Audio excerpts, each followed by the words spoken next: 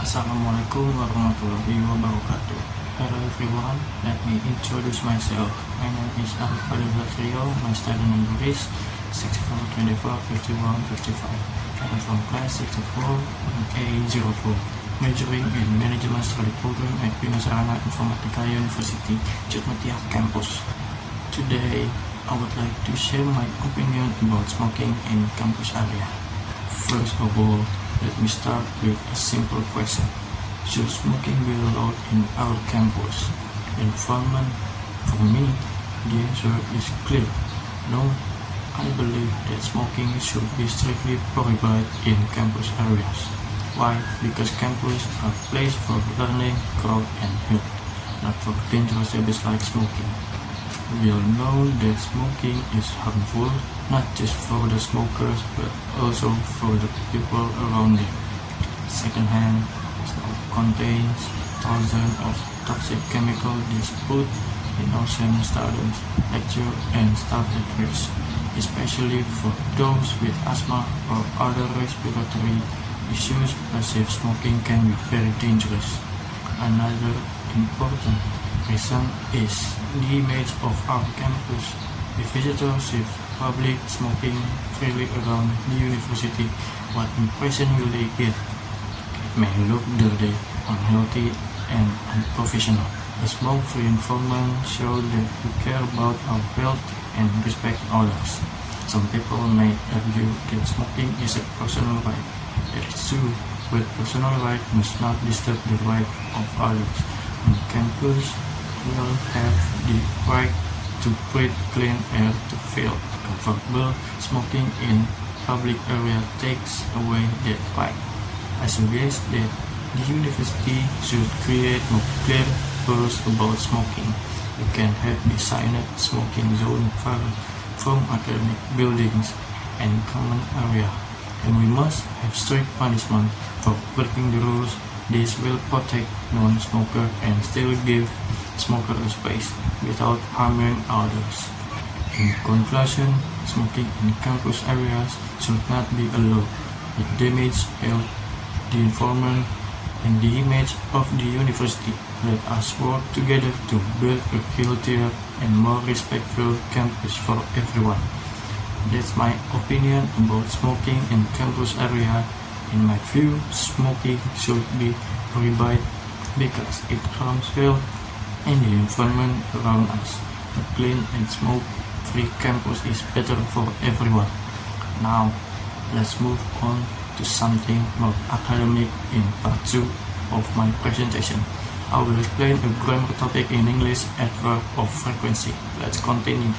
Hello again. Now, let's move on the second part of my presentation. In this section, I will talk about a useful grammar topic in English, adverb of frequency. These words are used every day in speaking and writing. Let's find out how they work and why they are important. Adverb of frequency are words that tell us how often something happens. They answer the question, how often? For example, if I say, I always do my homework, the word always tells you how often I do it. That's what adverb of frequency do. They describe the frequency of an action. Here is a table that shows some common adverb of frequency, from the most frequent to the least. Always means 100% something that happens all the time. Never means 0% something that doesn't happen at all. The others, like usually, often, and sometimes, describe action that happen regularly but not all the time. Adverb of frequency are placed in different positions depending on the verb. If the sentence uses a normal action verb like eat or go, the adverb goes before the verb. Example, I always eat breakfast. But if the sentence use a to be verb like am, is, or are, the adverb goes after the verb. Example, she is usually tired. Here are some more examples using adverb of frequency. This sentence shows both kinds of placement, before action verb and after to be verb. This adverb help add detail to your sentence and make your meaning clear. Many learners make small mistakes with adverb placement. For example, don't say I eat always lunch. It should be I always eat lunch. And if you are using the verb to be, remember not to add another verb like go. Just say he is never late, not he is never go late. We usually use adverb of frequency with the present simple tense. That's because they describe habits, routines, or repeat action, like in these examples. She usually studies after dinner. That's something she does again and again, so we use a frequency adverb. In daily conversation, native speakers often use adverb of frequency to be more polite. For example, instead of saying I forget, which sounds a bit too direct, they say I sometimes forget.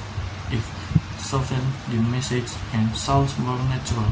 So these adverbs are useful not just in grammar but also in communication.